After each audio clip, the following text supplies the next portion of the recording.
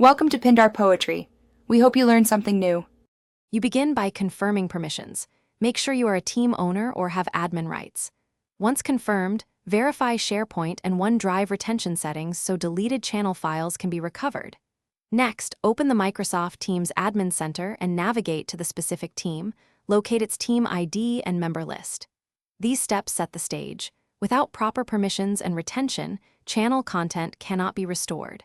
Now that prerequisites are satisfied, proceed to the team-level recovery actions immediately.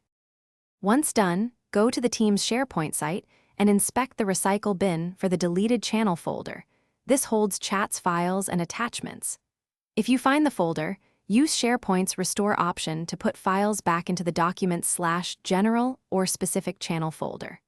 Make sure to recreate the channel in Teams if the channel record is gone, then reattach the restored folder to that channel. This preserves file links and lets messages reference the returned content.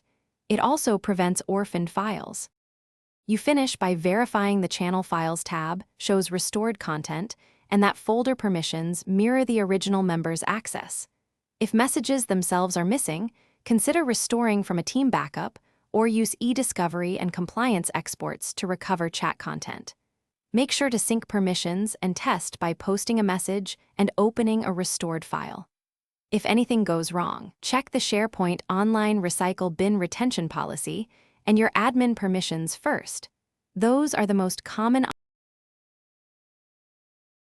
Thanks for watching. Consider subscribing if we helped you.